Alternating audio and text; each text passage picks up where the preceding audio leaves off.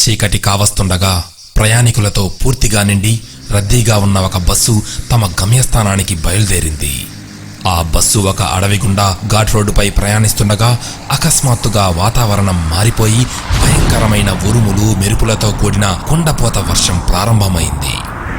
ప్రయాణికులందరూ చూస్తుండగానే ఒక పిడుగుపాటు వల్ల బస్సుకు 50 అడుగుల దూరంలో ఓ చెట్టు పడిపోయింది.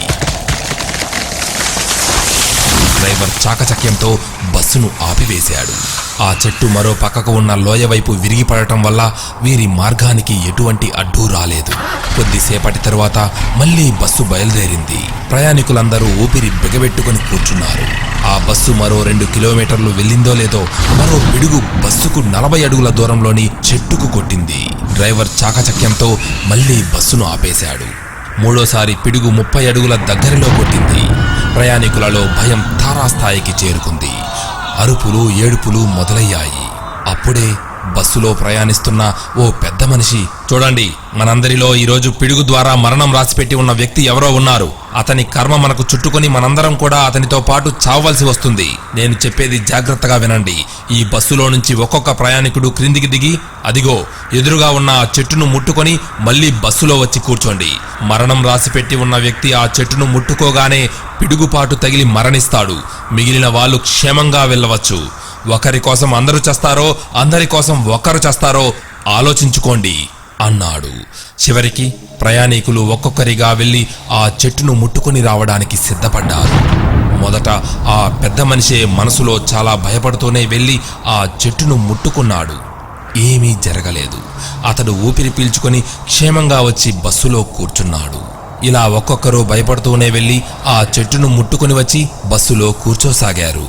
చివరికి ఒకే ఒక ప్రయాణికుడు మిగిలాడు. ఇక మరణించేది అతడే అని అందరికీ పూర్తిగా నిశ్చయమైపోయింది. చాలా మంది అతని వైపు అసహ్యంతో కోపంతో చూడసాగారు. కొందరు జాలిపడుతూ చూడసాగారు. అతను కూడా భయపడుతూ బస్సు దిగి చెట్టును ముట్టుకోవడానికి నిరాకరించాడు. కానీ బస్సులో ప్రయాణికులందరూ నీ వల్ల మేమందరం మరణించాలా? వీల్లేదు అంటూ బస్సు నుంచి బలవంతంగా అతన్ని క్రిందికి నెట్టారు. చేసేదేమీ లేక చివరి వ్యక్తి వెళ్లి ఆ చెట్టును ముట్టుకున్నాడు.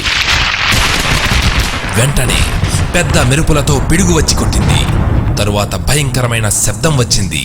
కానీ పిడుగు వచ్చి కొట్టింది ఆ చివరి వ్యక్తిపై కాదు, బస్సుపై.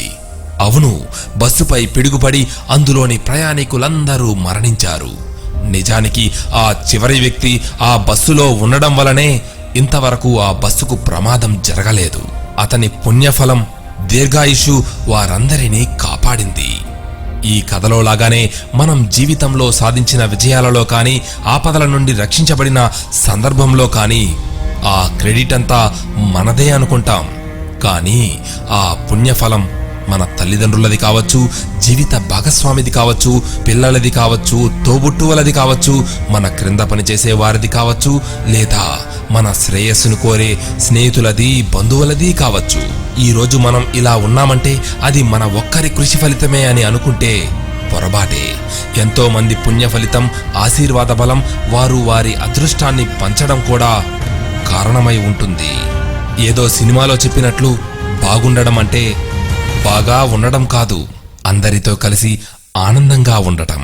ఒక్కరిగా అయితే మనసులోనే నవ్వుకోగలం, కానీ అందరితో మనస్ఫూర్తిగా ఆ నవ్వును పంచుకోగలము, ఆనందాన్ని పెంచుకోగలము. ఏమంటారు? సర్వే జనా సుఖినో భవంతు.